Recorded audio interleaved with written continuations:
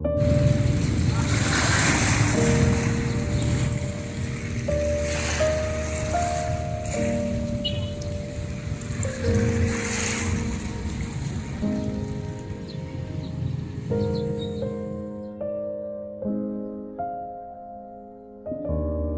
evening to all of you, or magandang hapon sa inyong lahat. So nandito ako sa bitawag natin what we call is Pantawan People's Park.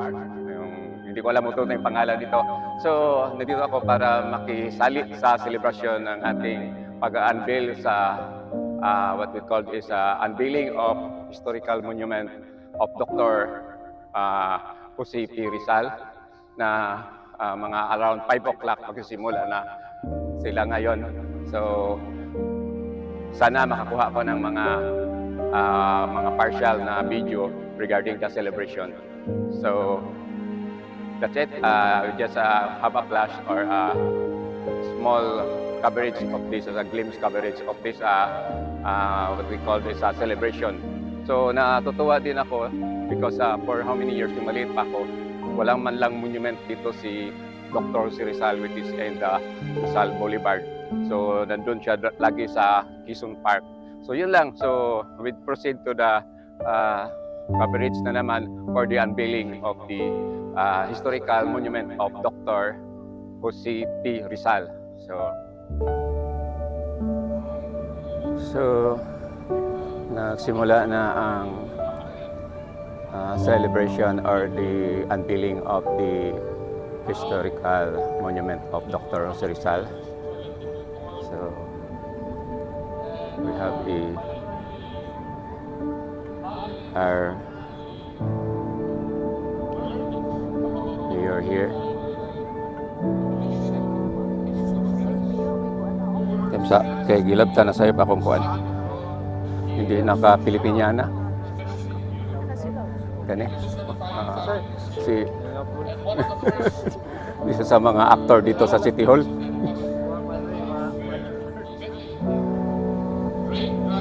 So, yan ang ating mayor ng Dgte, si Attorney Felipe Remolyo.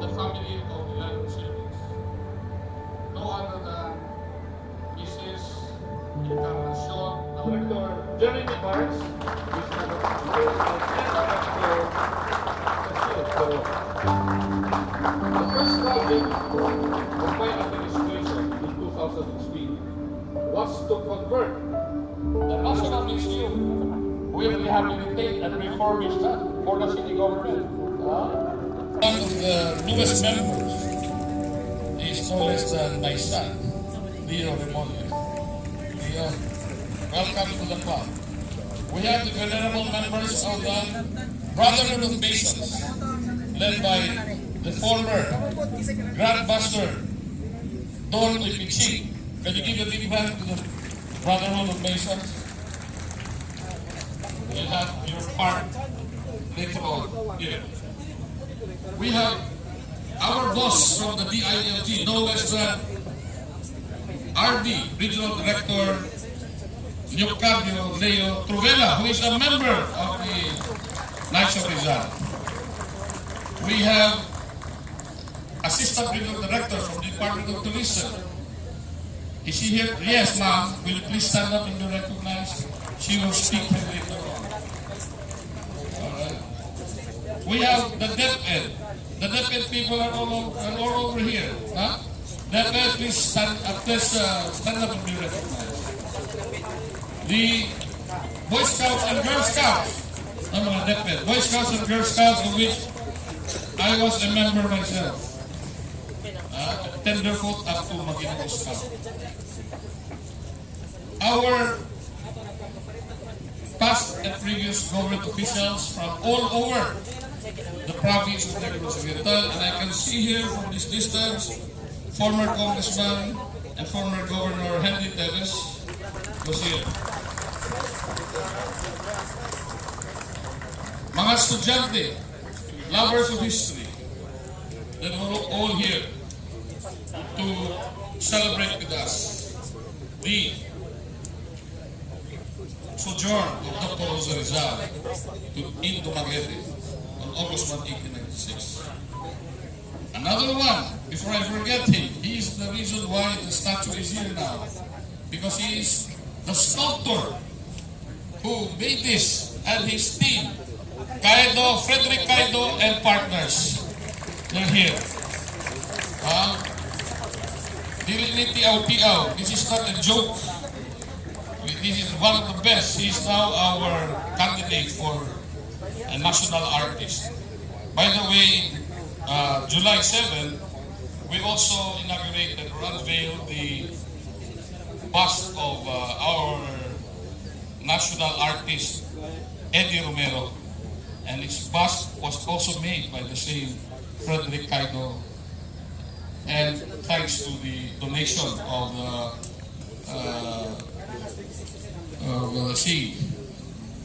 our national partners. So, we are ready. Thanks to our City Tourism Office, our future directors of filmmaking, we have prepared for you the reenactment of the sojourn of Dr. Rizal in Dgte City. It is not just a mere monument, a mere symbol of his being here, but it is a symbol of his teachings, the principles which he stood for. He believed in education as the great equalizer. He despised indolence. He despised corruption in government. He despised oppression. I believe that the principles that Jose Rizal believed in during the Spanish time is as relevant, if not more relevant today, because transform and corruption and oppression on a different mode. People, or some people, pretending to be generous and kind, just gives you ayuda left and right. But where did they get that ayuda from? It's from the taxes of the people. So mostly so, this country, he said, will not prosper unless all people unite for the betterment and for the good of the country. That is what we call patriotism.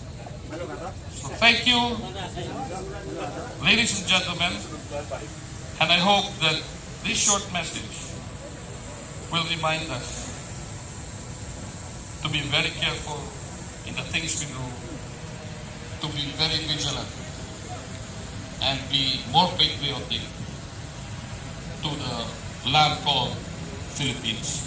Mayong gabi, o daghang salamat kanyang tanan.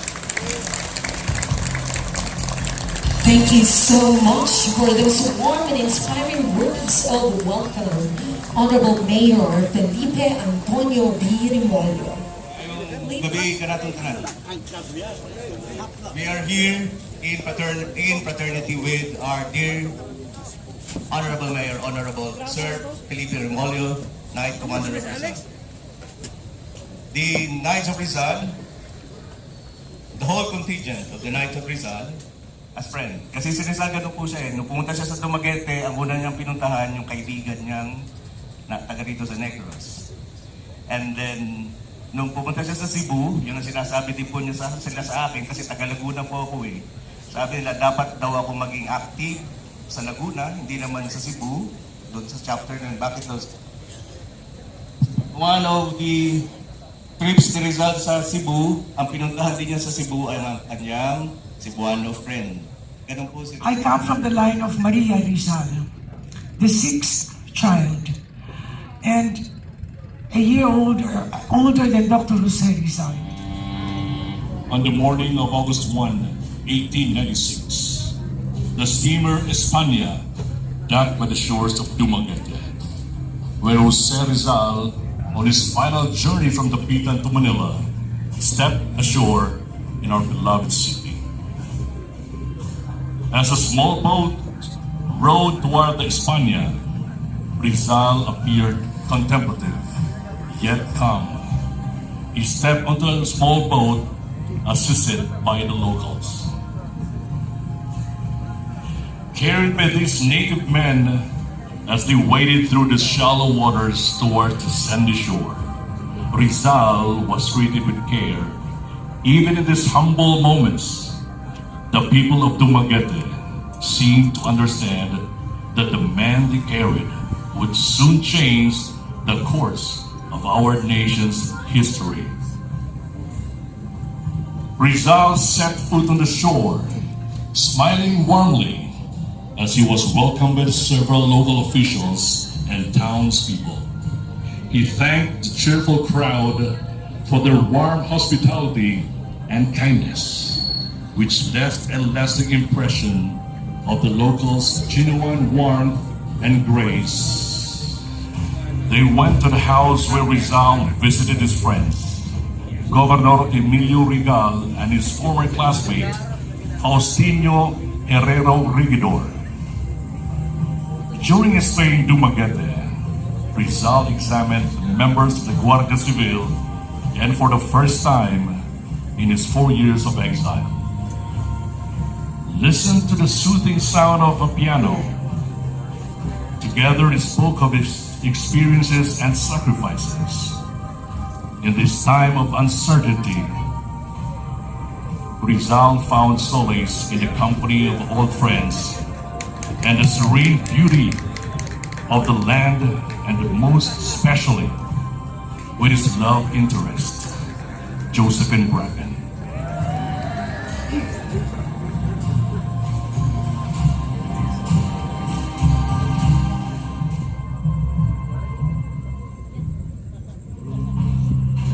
Rizal walked along the boulevard, enjoying the sea breeze and admiring his surroundings.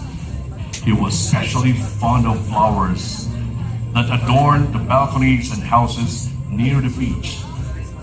Little did he know, this peaceful moment in Dgte would be one of his last before facing the heartbreaking fate in Manila. On December 30th at Luneta, a solemn atmosphere hung in the air as Rizal was escorted by Spanish soldiers to his final place of execution. In his final moments,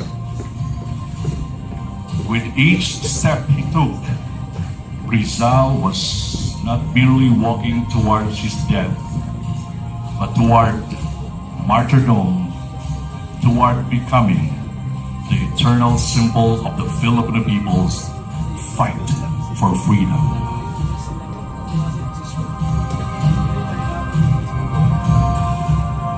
Even in death, Rizal chose to face the light, symbolizing hope and the awakening of the Filipino nation. My fatherland adored that the sadness to my sorrow lends. Beloved Filipinas, hear now my last goodbye. I give thee all, parents and kindred and friends, for I go where no slave before the oppressor's pens, where faith can never kill and God reigns ever on high. Farewell to you, from my soul torn away, friends of my childhood in the home of dispossessed. Give thanks that I rest from the wearisome day. Farewell to thee too, sweet friends, and lighten my way. Beloved creatures all, farewell, in death there is rest.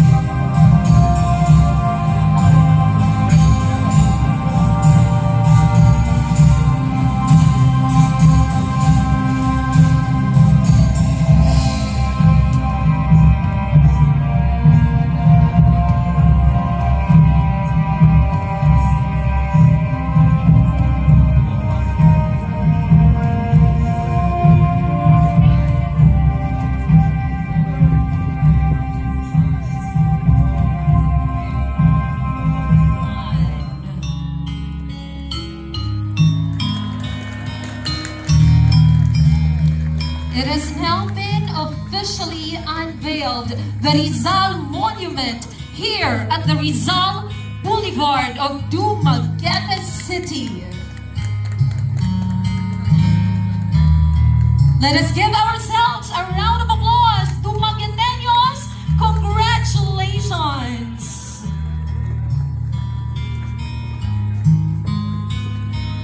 Thank you too to the initiative of our city officials headed by our Honorable Mayor Felipe Antonio B. Remolio for this monument of Dr. Jose Rizal here at the Rizal Boulevard. In memory of Dr. Jose Rizal, we now proceed with the wreath-laying ceremony at the foot of the monument.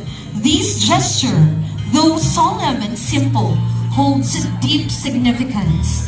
A tribute to the man who sacrificed everything for the freedom we enjoy today.